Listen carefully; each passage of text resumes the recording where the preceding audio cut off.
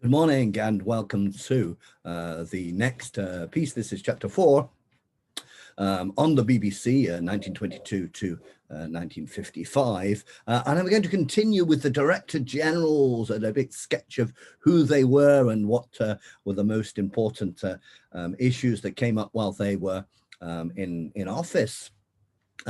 Now, I already explained that everything which happens while a Director General in office is not due to the Director General, but their different directorships are useful points to structure your memory of the history. And it's always good to be able to say, if in the exam a particular date comes up, to be able to say en passant, as it were, oh, this was while Hugh Green was the Director General. So here we have Hugh Green. I finished with him last time, but I went a little quickly, so I'm going to go back to him. Actually, the brother of the novelist Graham Greene, privately educated, although he was privately educated at the school where his father was headmaster. So, and then he went on to Oxford University. He was the first Director General to have risen through the ranks of BBC management, and he became Director General in 1960.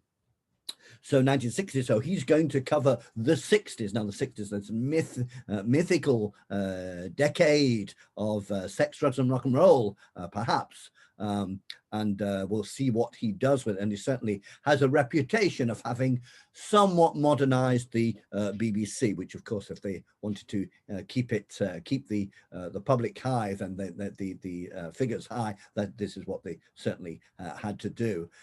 He himself became editor-in-chief. When he became Director General, he became editor-in-chief, and he abolished the position of Director of News and Current Affairs and did it himself.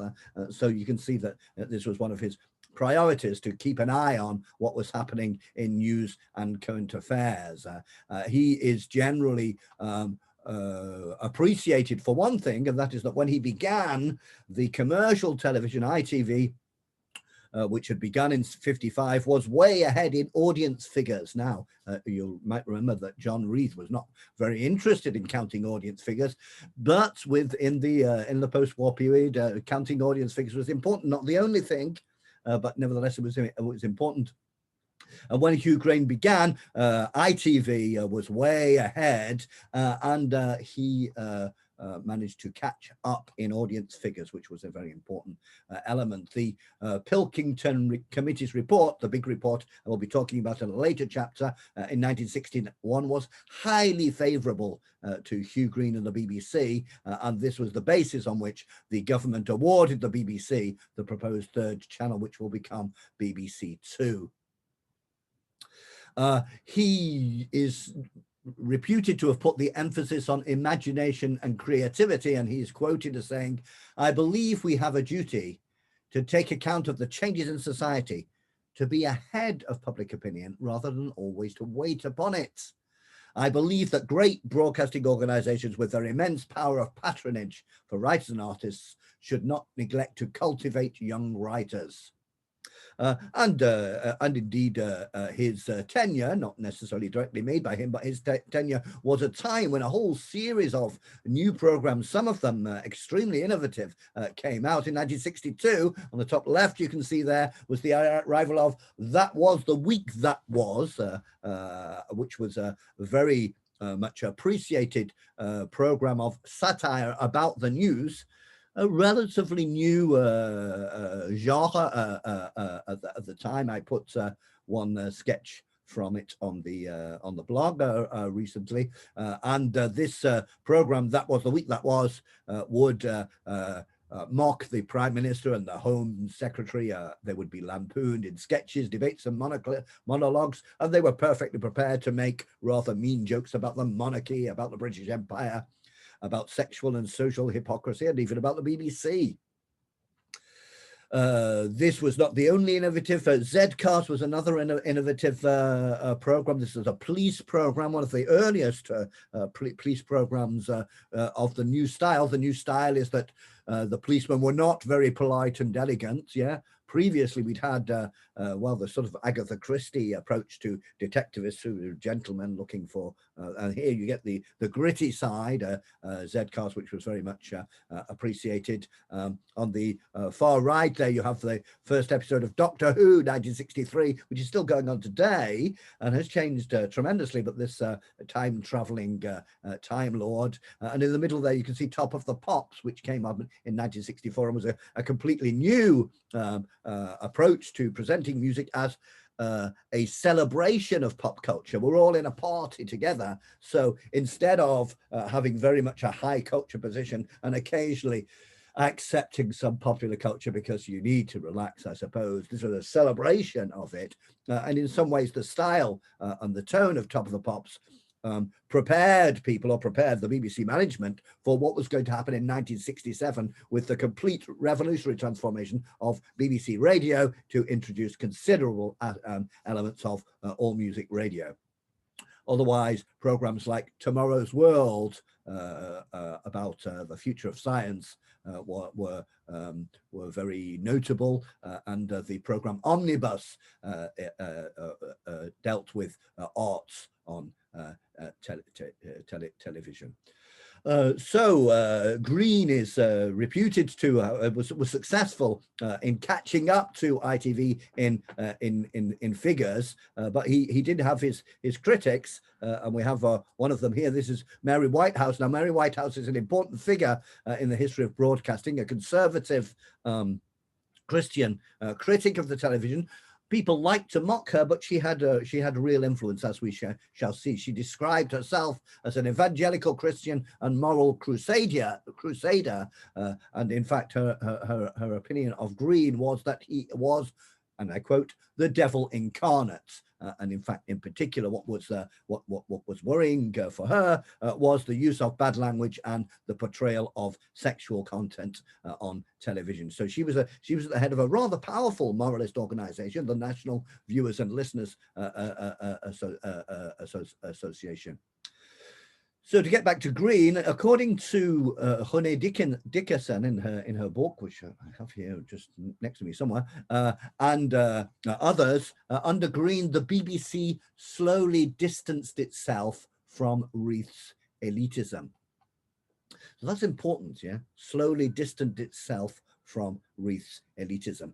But this was not essentially due to the personality of Green. The 60s in the United Kingdom also saw the legalization of contraception and of abortion, the decriminalization of homosexuality, and the abolition of censorship in the theatre. This was what was happening in general, and we'll look at why. And I have here a few examples of the changes in the 60s that meant that Hugh Green's idea of being in touch with change was, he was partly obliged to do this because the world was changing. So here, a couple of examples from the 60s on the far left, and this very symbolic court case in 1960 when Penguin was taken to court for publishing an obscene novel. This was the terms of the lawsuit, Lady Chatterley's Lover, which was originally written several decades before and published in Italy at first because they couldn't publish in Britain. Eventually it was published in Britain, but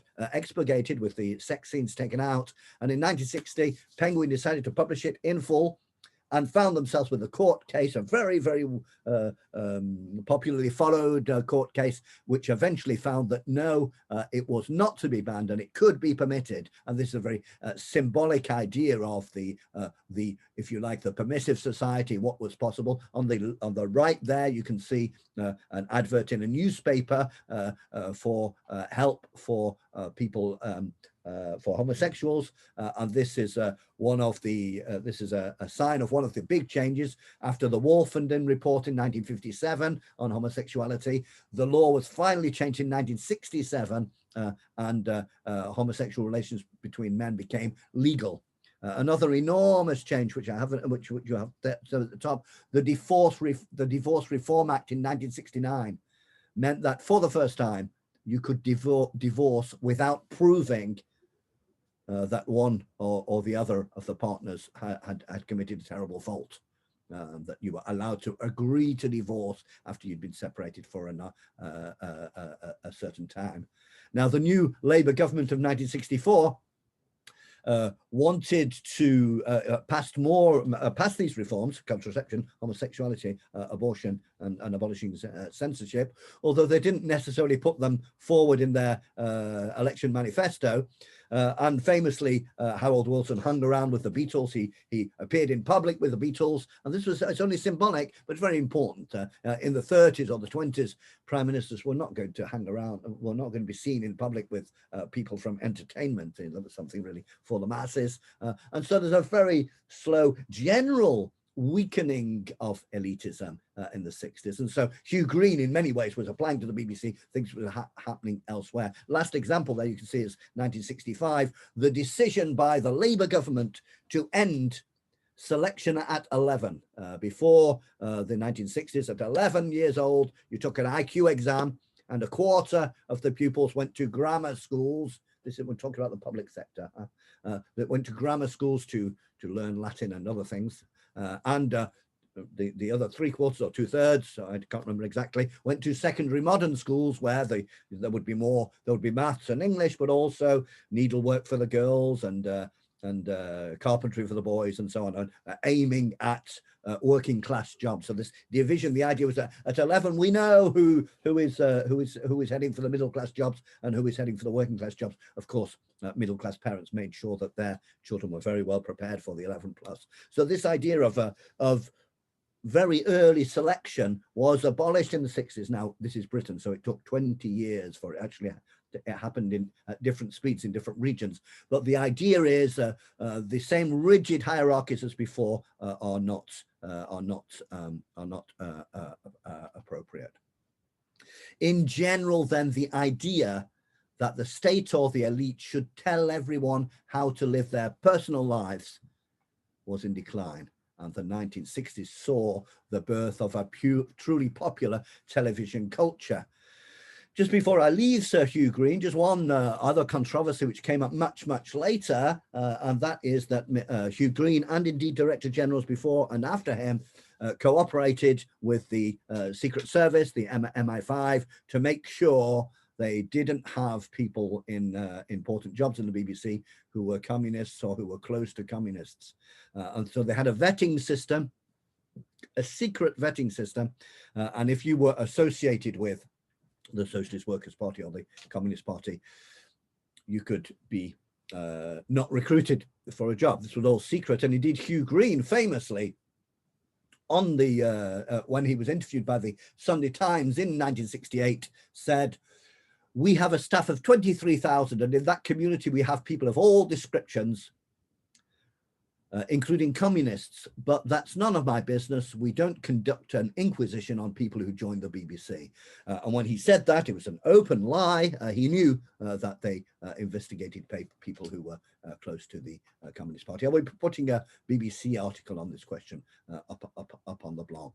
So those are the most important things about Hugh Green. If we move on to the 70s, we have Charles Curran, 69 to 77. So this is the period which is going to include then the introduction of local commercial radio. So he's in there for 8 years. He was the very first Director General who was not privately educated, but went to a state school, and he was appointed, expected to take a rather more cautious approach than Green had taken. He was sometimes unpopular with the Labour Party leadership. Harold Wilson complained that a particular documentary, Yesterday's Men, was biased against him, and this is an assertion that the BBC now accepts.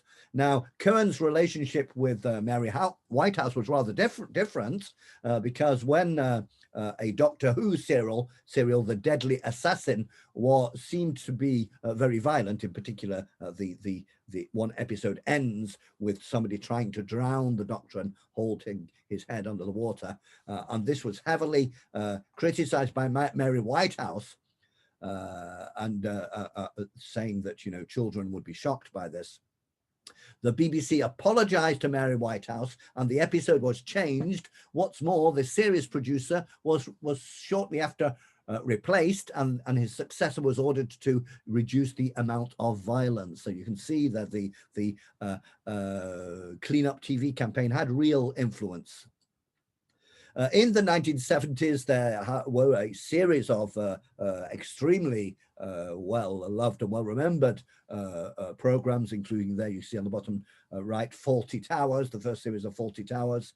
At the top left, Dad's Army, which I think I already mentioned, was a sitcom about the wartime and the older men who tried to find a limited military role. Morecambe and Wise, you can see there a statue of Eric Morecambe, who was a extremely popular comic. And then in the middle, Parkinson and his chat show. Now, one of the reasons that these are so well known and popular is you have to remember that at the time, there are only the 2 television channels. There's no cable, there's no television, there's no DVD, there's no video. And so when Morecambe and Wise were on the television, the following day, everybody had either seen Morecambe and Wise or had watched what was on the other station. Or I suppose some people weren't watching television, but that is to say that it had a mass effect on the population, which is impossible today because people have so much more choice. This is also the period of Play for Today, which followed on from the Wednesday play, which I already mentioned, which had been one of the training grounds for Ken Loach. Last interesting thing about Charles Curran is that when he resigned after a dispute with the management, and he went off instead to edit a newspaper called Canadian Fishing News. Now, this is only an anecdote, but I thought that was rather amusing. Moving into the 80s, we have Ian Trevan, going back to the style of the elite. He was privately educated, became Director General at the age of 55. He had been a journalist and indeed a regular presenter of political programs such as Gallery and Panorama. And indeed, he was the person who had presented the BBC's tribute program to President John F. Kennedy on the day of his assassination. Now, Trevan was a Conservative, a member of the Conservative Party, and a close friend of former Prime Minister Sir Edward Heath. He was also criticised for supporting MI5 vetting of BBC employees. There was another episode involving the MI5, the Secret Service, that Trevan agreed to allow MI5 to remove half of the content of a Panorama documentary. Nobody found out about this until 30 years later. After 30 years in Britain, very often official papers are released and we learn things about them. In fact, they took away half the program, so he has been criticized for taking orders from the Secret Service, and perhaps even more embarrassingly, taking secret orders from the Secret Service that nobody knew that half the program had been taken away when it was put out. So quite a cautious Conservative. He was also involved in the sacking of Kenny Everett, who was a disc jockey, because he had made a joke about the wife of a Conservative minister. He said, so he was a very amusing fellow. He said that, she probably only passed her driving test because she paid the examiner, which was, of course, not a serious accusation, but a joke. But this was the atmosphere of the BBC at the time. You can't make jokes about the wives of Conservative ministers, not while Trevan is at the top of the corporation. Nevertheless, at the last few months Trevan was at the BBC, he was not popular with Margaret Thatcher, because this is the time of the Falklands War between Britain and Argentina, and Thatcher was dissatisfied with the BBC's coverage of the Falklands War, considered it was insufficiently patriotic. Although, of course, the BBC made it clear that they wanted Britain to win the war, it was not sufficiently patriotic in the view of Margaret Thatcher. Last word about Trevan, sometime later, when a BBC manager, Liz Forgan, wrote about her experience in the job, she said that she remembered Trevan hearing a Birmingham accent on BBC Radio and saying, what is that sound doing on the BBC? Get it off. Yeah, so you can see it's still very, very rigid kinds of elitism with connection to regional attitudes. Now, although Trevan was a member of the Conservative Party, that does not mean that he only allowed Conservative programmes to go forward. That's not how management works. He maintained that he was committed to political impartiality. In the 80s then, the big part of the 80s, 82 to 87, this is in the time of Thatcher, of course. Thatcher is, you'll remember, Prime Minister from 1979 till 1990. Followed by another Conservative Prime Minister, John Major, until 1997. Alistair Milne, again, we have the portrait, all the portraits, I think almost all of them, or perhaps all of them, I got from the National Portrait Gallery. So they're sort of presented, and some was as the great and the good of the BBC. Also privately educated, also went to Oxford University. We can see that we don't have a wide variety of origins for our Director Generals. He was the first television producer to become Director General, and he became Director General at the age of 52. He was one of the first producers of the current affairs programme, Tonight. And he had also worked on the satirical programme That Was the Week That Was, and also on the documentary series, which was extremely popular in the 60s, The Great War. So again, we can see that quite frequently, that's a few times that if the Director General comes from inside journalism, they tend to come from news and current affairs. Yeah, so there's obviously some sort of priority put on that. They don't come from entertainment or adult education. Now, Alistair Milne was involved in supporting a series of projects within the BBC, and one of these, which had begun before he became Director General, is at the top left there, the BBC Shakespeare, the BBC television Shakespeare programme, the most ambitious engagement with Shakespeare ever undertaken by a television or film production company. They decided they wanted the BBC to broadcast all 37 of Shakespeare plays. And of course, if you're the BBC and you're going to do all the Shakespeare plays, they better be good. They better be the best productions available. And so they worked, I believe, with the Royal Shakespeare Society. Indeed, you can buy the full collection. It's not that expensive, and it is an absolute masterpiece. I do fully recommend it. I have it on my shelf back there. Now, of course, the problem with getting the best theatre companies in the country to do all the plays of Shakespeare is that it costs a huge amount of money, and the BBC certainly did not have enough money to finance it alone. A very important thing here. So what do? Then they looked for finance abroad, in particular from North America.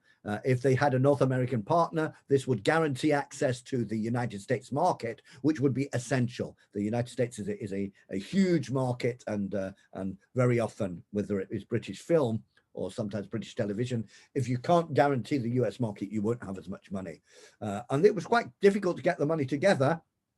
But they did eventually, and in the United States, when it was shown, the beginning of each episode was with the statement, "This series is made possible by grants from Exxon, Metropolitan Life, and Morgan Bank." Yeah, so there's a lot of money in there. It has to be said that in some ways, I think in general, Shakespeare is even more present in public life in the United States than in Britain. There's a tremendous tradition in the United States of Shakespeare in the Park every summer, whereas would be very unusual to have a popular open air production of Shakespeare in Britain. What else went on under this gentleman's directorship?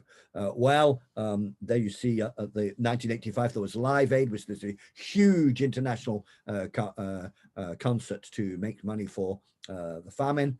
It was also the beginning of breakfast television. The law changed. So remember, for a long time, it was not just that the television programs didn't choose to make breakfast television, or that they thought people would not want to watch television over breakfast. It was that the law told the companies when they should begin. Now, I think it was legally possible before 83, but in the case it was in 1983 that both ITV and the BBC began producing breakfast television. And this was a new invention. They had to think, what is the right tone that people want for television over their breakfast? And so breakfast television was a change in social life, and also a change in TV programs. The last example there, a very fine sitcom, which I have put an example of on the blog very recently, and this is Yes Minister, which was followed up by Yes Prime Minister. Now, the Director General, Alistair Milne, was involved with a series of controversies with the British government. He clashed with Margaret Thatcher over the covering of the miners' strike. Nevertheless, in general, he was very keen not to anger the government, because he had to defend the existence of the BBC to the Peacock Committee in 1986. The Peacock Committee in 1986 was considering the future of the BBC, and seeing as it had been appointed by a government which had privatised British Gas, privatised British Telecom, privatised many other nationalised industries, then it would be understandable if Alistair Milne was a little bit nervous about whether they were going to privatise the BBC, and we will come back to this. But in any case, he defended the licence fee, saying that it was by far the cheapest form of paying for a high standard of broadcasting. And he did survive, the BBC did survive, and was not abolished in 1986, as you know. Even though the BBC made an expensive failed attempt to enter satellite broadcasting in the 80s, nevertheless, it continued. The end of Alistair Milne's position is when, in September 1986, Marmaduke Hussey was appointed chairman of the BBC governors, and he fundamentally persuaded the board of governors that Milne needed to resign, and this is very much seen as getting Milne out because he was unpopular with Margaret Thatcher. This is not because he was some sort of radical lefty, but his coverage of the miners' strike and his opinions on keeping the licence fee were not to the liking of Margaret Thatcher. And indeed, he was thrown out immediately. He was called to the office, and he said, "You want you to leave now." So a rather shocking thing there.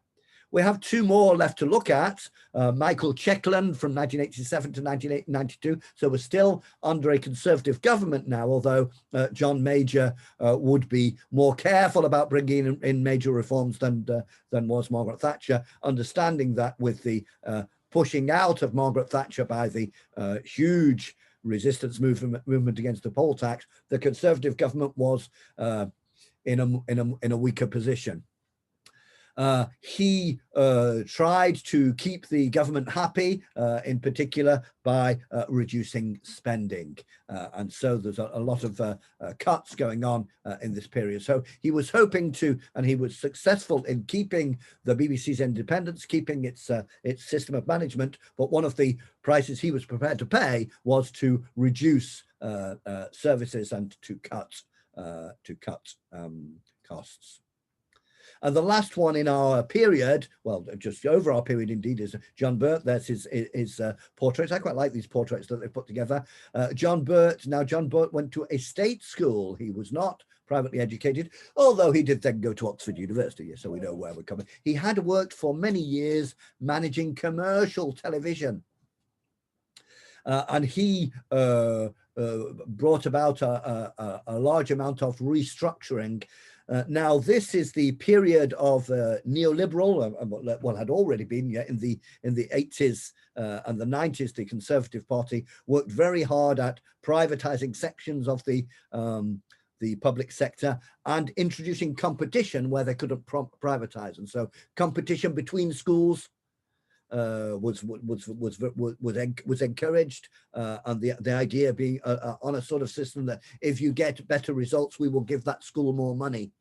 this neoliberal attempt. So what is neoliberalism? Well, people have written many books about it, but one of the important centers of neoliberalism, as introduced by Margaret Thatcher and continued far afterwards, is the idea that private companies are the best way to organize public activity.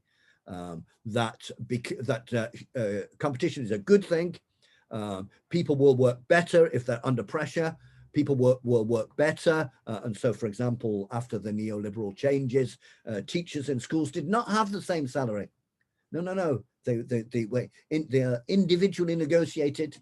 You're a maths teacher. Well, we've had problems in maths. Listen, if the results of the maths exams are better next year, the national exams, we will increase your wages. Yes, so everybody in competition with everybody. This is what neoliberalism is. Now, of course, in many places it was not possible to introduce real competition. For example, hospitals in Britain, that seemed difficult for hospitals to compete with each other. Nevertheless, that is what was introduced. What they did is they introduced, after 1990 in the National Health Service, the internal markets, which meant that if a doctor sent a patient to be x-rayed at one hospital and have an operation at the other, they had to say how much it cost. So it was a theoretical cost written down. So each individual doctor had a budget, and they mustn't spend, in inverted commas, more than this. So this is a mass reorganization of the health service to imitate private industry.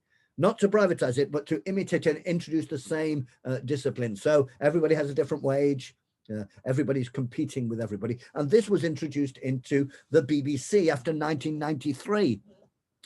This was partly because the government had obliged the BBC not to make all its own programs, but to have a brief for a program and allow private companies to tender for it. Oh yes, so what do you propose to do for this program? How much will it cost?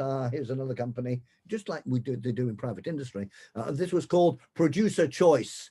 Yeah, and so this is the marketization of resource provision. And the only way it could work is if they had an idea of the theoretical cost of BBC programs produced inside the BBC. And so they imagined they were paying everybody, and they had to keep within a budget. So, for example, if they wanted to borrow a book or a film, they had to pay, or at least pay on paper, the BBC library, and it didn't always work well. Indeed, it was said that BBC producers would go out to the shops and buy a DVD for £10 because it costs £15 to borrow it from the BBC library. Now, of course, these are difficult examples because any big change always has a certain number of ridiculous things which happen. And that's not a total, they can't be necessarily considered typical. But indeed, the idea was to make the BBC look like a private company which believed in competition. And the aim of this was, one, to save money, and two, at the bottom there, to ensure charter renewal. The idea was, if we don't do this, thought Burt, then the government will just abolish the BBC. So here's a big discussion inside the BBC. On the one hand, people saying, we need to become much more neoliberal so that the government doesn't abolish us. And on the other hand, people saying, well, if we become much more neoliberal, that will not be the BBC which we believe in. And so, that you're making concessions, you're destroying the BBC. And of course, both of these opinions were very common. Okay, and that has got me to the end of the Director Generals. Burt, of course, said that he saved the BBC by pleasing the Thatcher government, and his critics said the opposite.